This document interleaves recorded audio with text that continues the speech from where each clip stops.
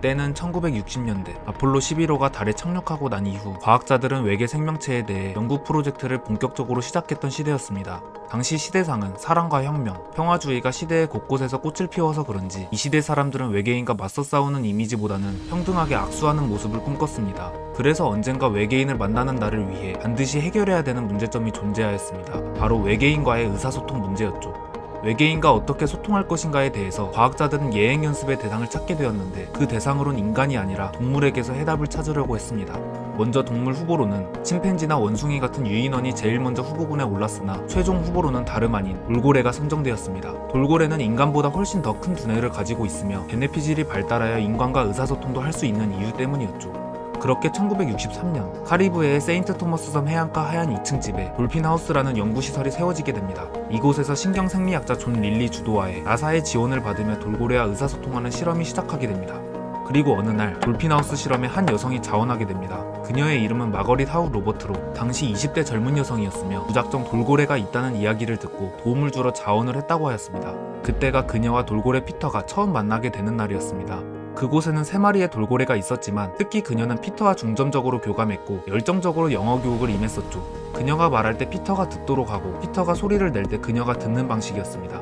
그녀의 정성어린 교육 때문인지 피터는 눈부신 성장 속도를 보여주며 놀랍게도 피터는 인간의 언어를 비슷하게 따라하는 수준까지 도달하게 됩니다. 정말 신기하게도 피터는 정확한 발음은 아니지만 따라했으며 억양과 리듬이 일치하였습니다. 피터의 뛰어난 학습 능력에 신경생리학자 존 릴리는 흥분하였고 더욱 완벽한 성과를 내기 위해 담대한 실험 계획을 세우게 됩니다. 1965년 돌핀하우스 2층을 인간과 돌고래의 공동생활 공간으로 개조하게 되는데 피터와 로바트가 함께 사는 것이었죠. 책상과 침대를 피터 옆에 두고 함께 잤으며 하루 2번, 교육은 10주가량 이어졌습니다. 점점 피터의 언어 능력은 늘었고 로바트와의 친밀도도 아주 깊어져 갔죠. 하지만 여기서 문제가 하나 생기게 됩니다.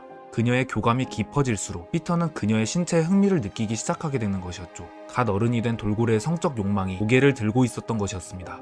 로바트는 영국의 인터뷰에서 이렇게 말했습니다. 피터는 나와 함께 있는 걸 좋아했어요. 무릎이나 다리, 손에 몸을 대고 비비는 걸 좋아했어요. 본인과 함께 있길 좋아했으며 또한 자신에게는 성적인 것은 아니라 bản 능적인 느낌에 가까웠고 피터와의 연대감을 깨뜨리기가 싫었다라고 전했습니다. 하지만 이러한 일은 어처구니없게도 1970년대 성인 잡지 허슬러에 의해 인간과 돌고래의 성관계로 선정적으로 소개가 되고 말았습니다.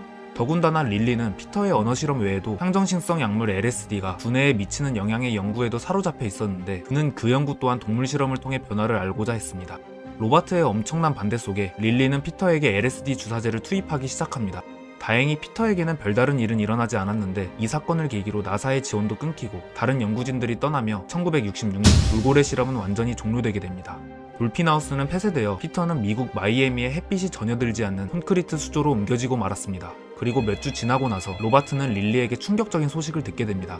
바로 피터가 죽었다는 이야기였습니다. 하지만 무언가 이상했던 점은 돌고래는 주기적으로 수면 위로 올라와 의식적으로 호흡을 하는데 무슨 영문인지 피터는 호흡을 하기 위해 수면 위로 올라오지 않았습니다. 알고 보니 피터는 음울하고 고립된 물탱크에서 홀로 살며 로바트를 그리워하다 벽을 숨쉬기를 거부한 것이었습니다. 당시 극단적인 선택을 했다는 것은 사회적 동물인 인간에게만 해당한다고 알려져 있었기에 피터의 행동은 당시로선 매우 충격적인 뉴스였고 비통한 일이었죠. 그러자 행동신경학자이자 돌고래 전문가인 로리 마리노는 동물도 자아에 대해 인지도 할 수 있고 본인의 죽음도 계획할 수 있다는 사실을 주장하였고 돌고래의 극단적 선택은 성장장애에서 기인할 수 있다고 말하였습니다. 돌고래가 갇힌 상태에서 오는 고통과 매일 교감하던 로바트와 작별한 것이 피터에게는 아주 큰 스트레스로 작용하여 이 일이 벌어지게 된 것이었죠. 실험의 주인공 존 릴리는 1980년대 되어서야 비로소 태도가 극적으로 바뀌게 됩니다. 동물 실험에 열성적이었던 그는 80년대 당시 다른 실험용 돌고래도 바다로 되돌려보내고 돌고래 전시 및 공연을 반대하는 메시지를 대중들에게 전파하기 시작하였습니다. 다음은 실제로 존 릴리가 말한 내용입니다. 피터와 많은 교감을 했던 로바트는 피터가 하늘나라에 간 후 피터와 함께 있던 시간들을 간직하며 사진들을 집에 걸어두었고 그 사진들을 같이 찍었던 사진작가와 결혼하여 지금까지 살고 있다고 말하였습니다. 돌고래는 동물 중에서도 매우 높은 지능을 가진 사회적 동물로 알려져 있습니다. 실제로 돌고래도 자아를 인식하고 복잡한 동기가 부여된 상황에 대한 대처할 수 있는 섬세한 감정을 가질 수 있기 때문 슬프지만 피터도 그녀를 못 잊고 극심한 환경 속에서 이러한 선택을 했던 것은 아니었을까요? 이번 영상은 여기까지 마치고 다음번엔 더욱더 좋은 영상으로 찾아오겠습니다. 여기까지 당호박이었습니다.